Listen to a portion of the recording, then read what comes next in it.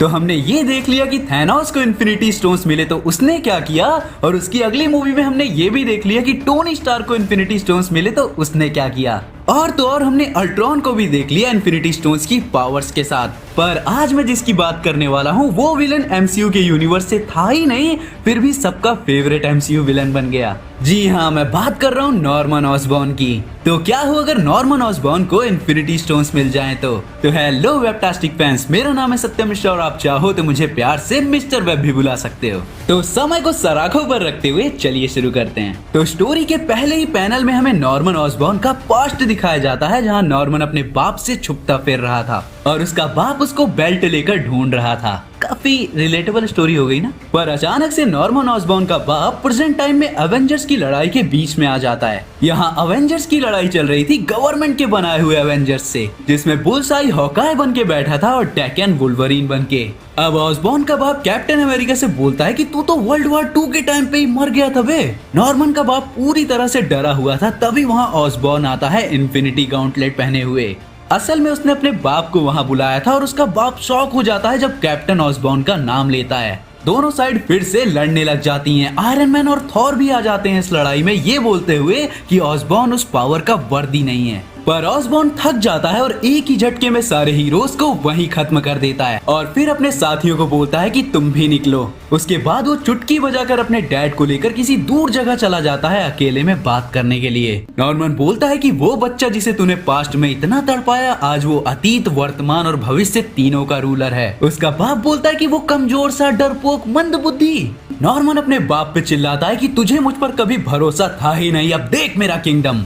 अब ये न्यूयॉर्क नहीं, मेरा सिंहासन है और यहीं से मैं पूरी दुनिया पे राज करता हूँ अपने डार्क एवेंजर्स के साथ। मेरी ताकत की भूख नहीं मुझे ये सब कुछ दिलाया है। मैंने अपनी आर्मी बनाई हर इन्फिनिटी जेम को हासिल करने के लिए, और वो हीरोज जो सोचते थे कि हम कुछ नहीं है, वो कुछ भी नहीं कर पाए मुझे रोकने के लिए। और जब हीरोज बिजी थे तो मैंने यानी गॉब्लिन किंग ने सब पर कब्जा कर लिया। उसका बाप पूछता है कि अब क्या तेरे पास इतनी पावर्स है, लेकिन ऑसबॉर्न हमेशा कुछ न कुछ इजाद करते हैं, तूने क्या इन्वेंट किया। ऑसबॉर्न बोलता है कि चलो दिखाता हूँ मेरी ग्रेटेस्ट क्रिएशन तुम्हें। और उसने जो किया वो सिर्फ गॉब्लिन ही कर सकता है। उसने पीटर को एक कभी न खत्म होने वाले लूप में फंसा दिया था, जहां वो ग्वेन स्टेसी की मौत को बार बार एक्सपीरियंस करेगा और हर बार उसी दुख और दर्द से निकलेगा। नॉर्मन बोलता है कि मेरा सबसे बड़ा दुश्मन मेरी सबसे बड़ी उपलब्धि को बार बार एक्सपीरियंस कर रहा है, इससे बड़ा क्या होगा। उसका बाप बोलता है कि तू एक मॉन्स्टर है, मैंने जब तुझे पहली बार देखा था तभी पता चल गया था मुझे, तभी तेरा गला दबाकर। उसका बाप कुछ बोलता तभी नॉर्मन ऑसबॉर्न ने स्नैप कर दिया और उसके बाप के मुंह से बस इतना निकला कि बेटा मुझे तुझ पर गर्व है।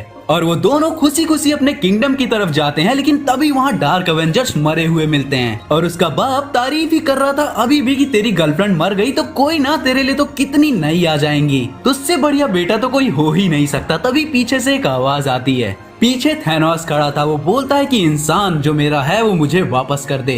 दोनों लड़ने लग जाते हैं, लेकिन थैनोस बोलता है कि जो तेरे पास है तू उसकी अहमियत नहीं समझता ऑसबॉर्न, मैं उस समय से गुजर चुका हूँ। लेकिन ऑसबॉर्न बोलता है कि तेरी तरह मैं हारने के बारे में नहीं सोचता, पावर ही मेरे लिए सब कुछ है। लेकिन थैनोस बोलता है कि ना, तू भी जो लोग तुझे प्यार नहीं करते उनके लिए मरता है। तू उन इन्फिनिटी जेम्स से उनसे बुलवा तो लेगा कि वो तुझे प्यार करते हैं, लेकिन तू जानता है कि ये सब कुछ हकीकत नहीं है। डेथ कभी मुझे प्यार नहीं करेगी, जैसे तेरा बाप कभी तुझे प्यार नहीं करेगा, और कोई भी चीज ये सच नहीं बदल सकती। गॉब्लिन गुस्से में थैनोस को मार डालता है और बोलता है कि प्यार बेवकूफों के लिए है, मुझे बस ताकत चाहिए।